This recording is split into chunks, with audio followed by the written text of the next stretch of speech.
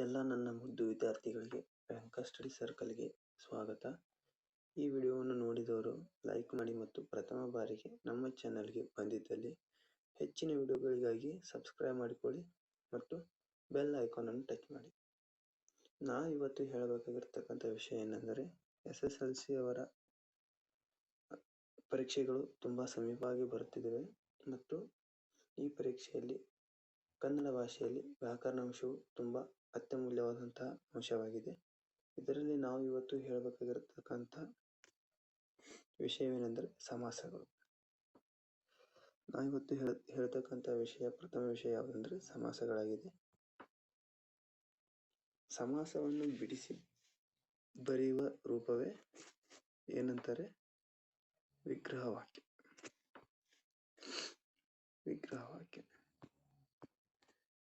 ಸಮಾಸವನ್ನು ಬಿಡಿಸಿ ಬರತಕ್ಕಂಥ ರೂಪವನ್ನು ಏನಂತಾರೆ? ವಿಗ್ರಹವಾಕ್ಯ. ಒಂದು ಸಮಾಸವನ್ನು ಬಿಡಿಸಿ ಬರೆಯುವುದನ್ನು ವಿಗ್ರಹವಾಕ್ಯ ಅಂತಾರೆ. ಒಂದು ಸಮಾಸವನ್ನು ಬಿಡಿಸಿ ಬರೆದಾಗ ಅದು ಪೂರ್ವ ಪದ ಮತ್ತು ಉತ್ತರ ಪದಗಳಾಗಿ ವಿಭಜನೆ ಹೊಂದುತ್ತದೆ. ನಮ್ಮ ಎಡಭಾಗದಲ್ಲಿ ಬರ್ತಕ್ಕಂಥ ಪದವನ್ನು ಪೂರ್ವ ಪದ ಅಂತಾರೆ ಮತ್ತೆ ಬಲಭಾಗದಲ್ಲಿ ಬರ್ತಕ್ಕಂಥ ಉತ್ತರ ಪದ ಅಂತಾರೆ. ಅವೆರಡೂ ಸೇರಿದಾಗ ಸಮಾಸ ಪದವಾಗಿ ಹೊಂದುತ್ತದೆ. ಈ ಸಮಾಸ ಪದಗಳಲ್ಲಿ ನಾವು ಪ್ರಥಮ ಬಾರಿಗೆ ದ್ವಿಗು ಸಮಾಸವನ್ನು ನೋಡಕ್ಕೆ ಹೋಗ್ತೇವೆ. ದ್ವಿಗು ಸಮಾಸದಲ್ಲಿ ಪೂರ್ವ ಪದ ಸಂಖ್ಯಾವಾಚ ಆಗಿರುತ್ತದೆ. ಪೂರ್ವ ಪದಗಳಂದ್ರೆ ಅವು ಎಡಭಾಗದಲ್ಲಿ ಬರ್ತಕ್ಕಂಥ ಪದಗಳು.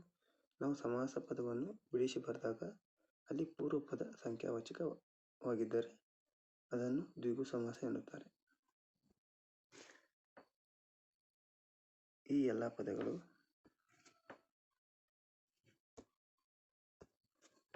ಇವುಗಳು ಪೂರ್ವ ಪದಗಳಾಗಿವೆ. ಈ ಪೂರ್ವ ಪದಗಳು ಸಂಖ್ಯಾವಾಚಕ ಅಂದರೆ ಸಂಖ್ಯೆಗಳನ್ನು ಸೂಚನೆ ಮಾಡಬೇಕು. 1, 2, 3, 4 ಈ ಥರ ಯಾವುದಾದರೂ ಒಂದು ಸಂಖ್ಯೆಯನ್ನು ಸೂಚಿಸ್ತಾ ಇದ್ದರೆ ಅವುಗಳನ್ನು ಸಂಖ್ಯಾವಾಚಕ ಪದಗಳೆಂದು ಕರೆಯುತ್ತಾರೆ. ಅವು ಪೂರ್ವ ಪದಗಳಾಗಿದ್ದರೆ ಅದು ದ್ವಿಗು ಸಮಾಸವಾಗಿ ಕಂಡುಬರುತ್ತದೆ.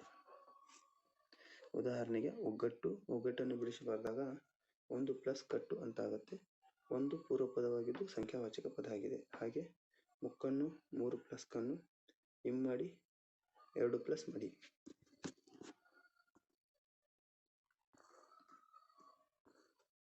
ನಾವಿವಾಗ ನೆಕ್ಸ್ಟ್ ಸಮಾಸದ ಕಡೆ ಹೋಗೋಣ. ನೆಕ್ಸ್ಟ್ ಬರೋದು ಕ್ರಿಯಾ ಸಮಾಸ. ಕ್ರಿಯಾ ಸಮಾಸದಲ್ಲಿ ಉತ್ತರ ಪದವು ಕ್ರಿಯೆಯನ್ನು ಸೂಚಿಸುತ್ತದೆ. ಕ್ರಿಯಾ ಸಮಾಸದಲ್ಲಿ ಉತ್ತರ ಪದವು ಕ್ರಿಯೆಯನ್ನು ಸೂಚಿಸುತ್ತದೆ. ಇಲ್ಲಿ ನೋಡ್ಕೊಂಡ್ ಬನ್ನಿ. ಉತ್ತರ ಪದ ಕೈ + ಕಟ್ಟು. ಉದಾಹರಣೆಯಲ್ಲಿ ಕೈ + ಕಟ್ಟಲ್ಲಿ ಕೈಯನ್ನು ಕಟ್ಟು ಎಂಬ ಪದ ಉತ್ತರ ಪದ ಆಗಿದ್ದು ಇಲ್ಲಿ ಕಟ್ಟು ಅನ್ನೋದು ಒಂದು ಕ್ರಿಯೆಯನ್ನು ಹೇಳ್ತದೆ. ಕೈಯನ್ನು ಕಟ್ಟಿಕೊಳ್ಳಿ. ಕಟ್ಟು ಅನ್ನೋದು ಒಂದು ಕ್ರಿಯೆ ಆಗಿದೆ, ಅದಕ್ಕೋಸ್ಕರ ಕ್ರಿಯೆಯನ್ನು ಸೂಚಿಸುತ್ತದೆ. ಹೀಗೆ ಉದಾಹರಣೆ ಮೈದೂರು. ಮೈಯನ್ನು + ದೂರು ಮೈದೂರು. ಇಲ್ಲಿ ತೋರು ಪದ ಏನಿದೆ ಇದು ಕ್ರಿಯೆಯನ್ನು ಸೂಚಿಸುತ್ತದೆ. ಇದು ಒಂದು ಕ್ರಿಯಾಪದ ಆಗಿದೆ. ಹಾಗೆಯೇ ತಲೆಗೆಡವಿ. ಇಲ್ಲಿ ಕೆಡವಿ ಎಂಬುದು ಕ್ರಿಯಾಪದ ಆಗಿದೆ. ಯಾವುದಲ್ಲಿ ಉತ್ತರ ಪದವು ಕ್ರಿಯೆಯನ್ನು ಸೂಚಿಸುತ್ತದೆಯೋ ಅದು ಕ್ರಿಯಾ ಸಮಾಸವಾಗಿ ಪರಿವರ್ತನೆ ಹೊಂದುತ್ತದೆ.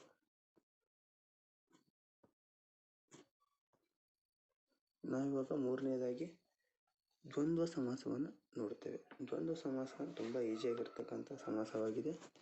ಇಲ್ಲಿ 2 ಅಥವಾ 2ಕ್ಕಿಂತ ಹೆಚ್ಚು ನಾಮಪದಗಳಿಂದ ಮಾಡಲ್ಪಟ್ಟಿರುತ್ತದೆ. ದ್ವಂದ್ವ ಸಮಾಸ 2 ಅಥವಾ 2ಕ್ಕಿಂತ ಹೆಚ್ಚು ನಾಮಪದಗಳು.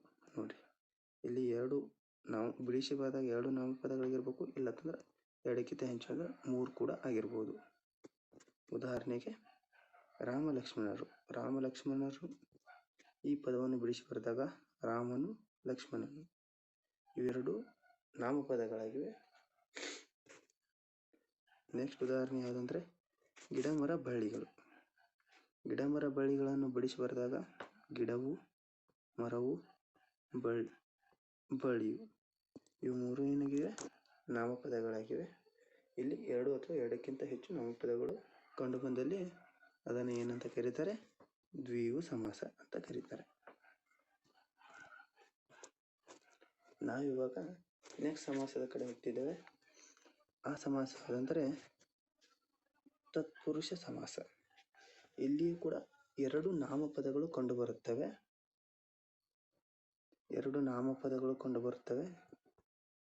ಆದರೆ ಪೂರ್ವಪದ ಅಂತ ಏನು ಬರುತ್ತೆ, ಪೂರ್ವಪದದಲ್ಲಿ ಇಲ್ಲಿ ಸಪ್ತಮಿ ಅಂತ ಕೊಟ್ಟಿದ್ದಾರೆ. ಸಪ್ತಮಿ ಅಲ್ಲ, ಅದು ಷಷ್ಠಿ ವಿಭಕ್ತಿ.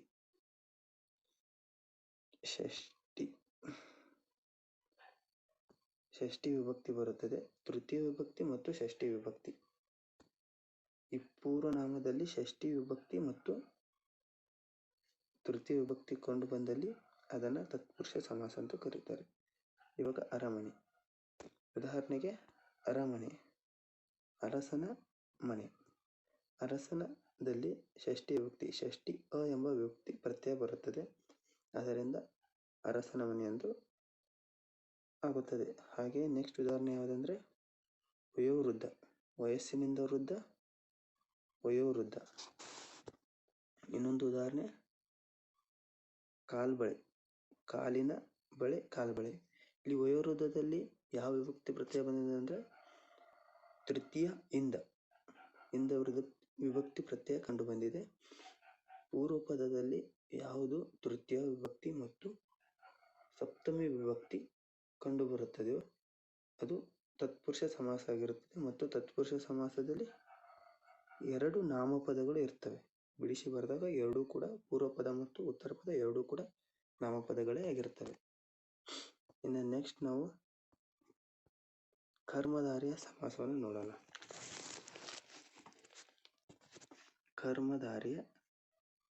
ಕರ್ಮಧಾರೆಯ ಸಮಾಸ. ಈ ಕರ್ಮಧಾರೆಯ ಸಮಾಸದಲ್ಲಿ ಪೂರ್ವಪದ ಏನು ಬರುತ್ತದೆ, ನಾಮವಿಶೇಷಣವಾಗಿದೆ. Very very important. ನಾಮವಿಶೇಷಣವನ್ನು ಇಂಗ್ಲಿಷ್ನಾಗ ಅಡ್ಜೆಕ್ಟಿವ್ ಅಂತಾರೆ. ನಾಮವಿಶೇಷಣ ಅಂದ್ರೆ ಏನ? ನಾಮವಿಶೇಷಣ ಅನ್ನೋದು ಒಂದು ನಾಮಪದದ ವಿಶೇಷತೆಯನ್ನು ಹೇಳ್ತದೆ. ಉದಾಹರಣೆಗೆ ನೋಡೋಣ. ಇವಾಗ ಹೆಬ್ಬಾಗಿಲು. ಹೆಬ್ಬಾಗಿಲನ್ನು ಬಿಡಿಸಿ ಬರೆದಾಗ ಹಿರಿದು ಪ್ಲಸ್ ಬಾಗಿಲು. ಹೆಬ್ಬಾಗಿಲನ್ನು ಬಿಡಿಸಿ ಬರೆದಾಗ ಹಿರಿದು ಪ್ಲಸ್ ಬಾಗಿಲು. ಇಲ್ಲಿ ಹಿರಿದು ಅನ್ನೋ ವರ್ಡ್ ಏನಿದೆ, ಬಾಗಿಲು ಎಂಬ ನಾಮಪದದ ವಿಶೇಷತೆಯನ್ನು ಹೇಳ್ತದೆ. ಹಾಗೆ ಕೆಂದಾವರೆ, ಕೆಂಪಾದ ತಾವರೆ. ಇಲ್ಲಿ ಕೆಂಪಾದ ಪದ ತಾವರೆಯ ವಿಶೇಷತೆಯನ್ನು ಹೇಳುತ್ತದೆ. ಬೆಳ್ದಿಂಗಲು, ಬಿಳಿದು ಮುಗಿಲು, ಬೆಳ್ಮುಗಿಲು. ಕಾರ್ಮೋಡ, ಕರಿದು ಪ್ಲಸ್ ಮೋಡ, ಕಾರ್ಮೋಡ. ಇವು ಏನು ಹಿರಿದು, ಕೆಂಪಾದ, ಬಿಳಿದು, ಕರಿದು ಇವೇನು ವರ್ಡ್ಗಳಿದಾವೆ ಇವೆಲ್ಲನೂ ಕೂಡ ನಾಮವಿಶೇಷಣಗಳಾಗಿವೆ. ಆದ್ದರಿಂದ ಕರ್ಮಧಾರೆಯ ಪೂರ್ವಪದ ಏನಿರುತ್ತದೆ ಅದು ನಾಮವಿಶೇಷಣವಾಗಿರುತ್ತದೆ ಮತ್ತು ಎರಡನೇ ಪದ ಏನಿರುತ್ತದೆ ಅದು ನಾಮಪದ ಆಗಿರುತ್ತದೆ. ಯಾವಾಗ ಪೂರ್ವಪದವು ನಾಮವಿಶೇಷಣವಾಗಿ ಬರುತ್ತದೆ ಅದನ್ನು ಕರ್ಮಧಾರೆಯ ಸಮಾಸ ಎಂದು ಕರೀತಾರೆ. ಇವಾಗ ನಾವು ಒಂದ್ಸರಿ ರೀಕ್ಯಾಪ್ ಮಾಡ್ಕೊಳ್ಳೋಣ ಫಸ್ಟಿಂದಾನು. ಸಮಾಸಗಳು. ಸಮಾಸದಲ್ಲಿ ಪೂರ್ವಪದ ಮತ್ತು ಉತ್ತರ ಪದ ಬಿಡಿಸಿ ಬರೆದಾಗ ಪೂರ್ವಪದ ಮತ್ತು ಉತ್ತರ ಪದ ಎಂದು ಕರೀತಾರೆ. ಸಮಾಸವನ್ನು ಬಿಡಿಸಿ ಬರುವ ರೂಪವನ್ನು ವಿಗ್ರಹ ವಾಕ್ಯ ಎಂದು ಕರೀತಾರೆ. ದ್ವಿಗು ಸಮಾಸ. ದ್ವಿಗು ಸಮಾಸದಲ್ಲಿ ಪೂರ್ವಪದ ಸಂಖ್ಯಾವಾಚಕ. ಇವೆಲ್ಲ ಪೂರ್ವಪದಗಳು, ಇವೆಲ್ಲ ಸಂಖ್ಯಾವಾಚಕಗಳಾಗಿವೆ. ಪೂರ್ವಪದ ಸಂಖ್ಯಾವಾಚಕವಾಗಿ ಕಂಡು ಬಂದಲ್ಲಿ ಅದನ್ನು ದ್ವಿಗು ಸಮಾಸ ಎಂದು ಕರೀತಾರೆ. ಕ್ರಿಯಾ ಸಮಾಸ.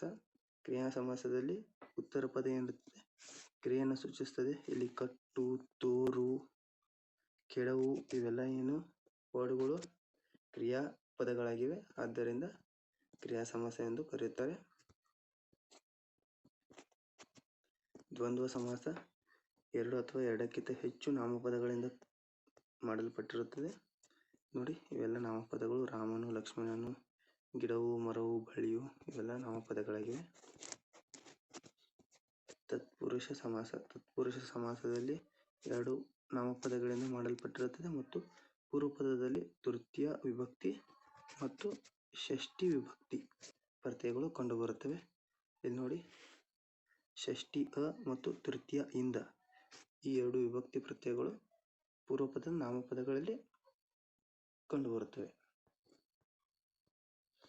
ಕರ್ಮಧಾರಯ ಸಮಾಸ. ಕರ್ಮಧಾರಯ ಸಮಾಸದಲ್ಲಿ ಪೂರ್ವಪದ ನಾಮವಿಶೇಷಣವಾಗಿರ್ತವೆ. ಇವು ಹಿರಿದು, ಕೆಂಪಾದ, ಬಿಳಿದು, ಕರಿದು ಇವೆಲ್ಲ ನಾಮವಿಶೇಷಣಗಳಾಗಿವೆ. ಯಾವ ಸಮಾಸದಲ್ಲಿ ಪೂರ್ವಪದದಲ್ಲಿ ನಾಮವಿಶೇಷಣಗಳು ಕಂಡುಬರುತ್ತವೆ ಅವುಗಳನ್ನು ಕರ್ಮಧಾರಯ ಸಮಾಸ ಎಂದು ಕರೀತಾರೆ. ಇಲ್ಲಿಗೆ ಸಮಾಸಗಳು ಮುಕ್ತಾಯವಾಗಿವೆ. ಯಾರು ನಮ್ಮ ಚಾನಲ್ನ ಸಬ್ಸ್ಕ್ರೈಬ್ ಮಾಡ್ಕೊಂಡಿಲ್ಲ ಅವರು ಸಬ್ಸ್ಕ್ರೈಬ್ ಮಾಡ್ಕೊಳ್ಳಿ. ಹೆಚ್ಚಿನ ವಿಡಿಯೋಗಳಿಗಾಗಿ ಬೆಲ್ ಐಕಾನನ್ನು ಟಚ್ ಮಾಡಿ ಮತ್ತು ಲೈಕ್ ಮಾಡೋದನ್ನು ಮಾತ್ರ ಮರಿಬೇಡಿ. Thank you. ಬಾಯ್.